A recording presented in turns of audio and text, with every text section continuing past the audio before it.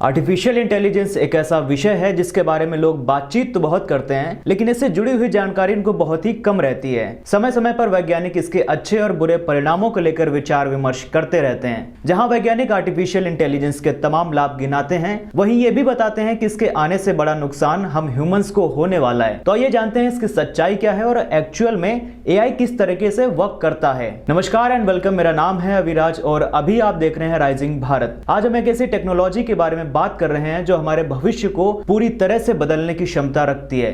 नाम है artificial intelligence. AI का मतलब होता है कृत्रिम बुद्धिमत्ता, यानी कि आर्टिफिशियल इंटेलिजेंस। ये एक टेक्निकल शाखा है जो कंप्यूटर सिस्टम को ह्यूमन ब्रेन की तरह काम करने की क्षमता प्रदान करने का लक्ष्य रखती है। आर्टिफिशियल इंटेलिजेंस विभिन्न क्षेत्रों में उपयोग किया जाता है, जैसे कि चिकित्सा, विज्ञान, वित्त और स्वच्छता। इसमें कंप्यूटर सिस्टम को सीखने, समझने और समस्याओं का समाधान करने की क्षमता होती है। आर्टिफिशियल इंटेलिजेंस की शुरुआत 1950 के दशक में ही हो चुकी थी, लेकिन इसको पॉपुलैरिटी मिलती है 1970s में। सबसे पहले जापान ने 1981 में 5th जनरेशन नाम का प्लान शुरू किया था। इसके बाद धीरे धीरे तमाम अन्य देशों की रुचि भी इसमें बढ़ती चली गई। यूरोपियन यूनियन के देशों ने भी एक एस्प्रिट नाम के एक प्रोजेक्ट की शुरुआत की थी, लेकिन इन सबसे अलग नवंबर 2022 में लॉन्च हुए चैट जीपीटी ने दुनिया में तहलका मचा दिया। खबर आने लगी कि अब सारा काम एआई ही करेगा, लोगों को नौकरियों से हाथ धोना पड़ सकता है। चैट जीपीटी ने काफी हद तक इन सारी बातों को सच करके भी दिखाया। चैट जीपीटी ने यह बताया कि एआई ह्यूमंस के लिए कितना मददगार साबित हो सकता है और कितना खतरनाक। लेकिन इन सब चीजों से अलग क्या कभी आपने सोचा है कि ये आर्टिफिशियल इंटेलिजेंस काम कैसे करता है? तो चलिए इसको कुछ पॉइंट्स के जरिए समझते हैं। पहला पॉइंट है अंडरस्टैंडिंग कॉन्टेक्स्ट, यानी कि संदर्भ समझना। एक एआई सिस्टम को पहले सीखना होता है कि विशिष्ट संदर्भ में क्या हो रहा है। इसमें डाटा फीड किया जाता है जिसमें होती है फोटोग्राफ, शब्द या अन्य जानकारी। दूसरे नंबर पर आता है लर्निंग एंड अंडरस्टैंडिंग्स, यानी कि सीखना और समझना,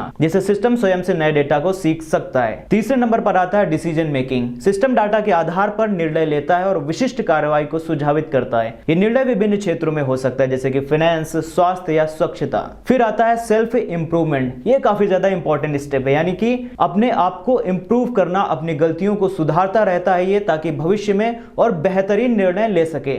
आर्टिफिशियल इंटेलिजेंस के लिए उपयोग होने वाले विभिन्न तकनीकों में मशीन लर्निंग, न्यूरल नेटवर्क्स और डीप लर्निंग जैसे शामिल हैं। इस सिस्टम को सीखने और समझने में ये सहायक होते हैं। आज के वक्त में बड़ी बड़ी कंपनीज एआई का काफी ज्यादा इस्तेमाल कर रही हैं और वो उनके लिए काफी बेहतर भी साबित हो रहा है। कुछ रिपोर्ट्स के अनुसार पेटीएम ने करीब 1000 एम्प्लॉयज को फायर कर दिया है क्योंकि एआई उनका काम करने में सक्षम है। खबरें ये भी हैं कि गूगल ने एड सेल्स टीम में एआई को टेस्ट किया है और एआई बहुत अच्छा काम कर रहा है। तो क्या इसके कारण करीब 30,000 एम्प्लॉयज को अपनी नौकरियों से हाथ धोना पड़ेगा? यह साल 2024 आर्टिफिशियल इंटेलिजेंस को लेकर कई आयाम लिखने जा रहा है। देखना यह होगा कि भारत में इसकी स्थिति क्या होने वाली है। उम्मीद करता हूं आपको यह जानकारी पसंद आई होगी। धन्यवाद। जय हिंद।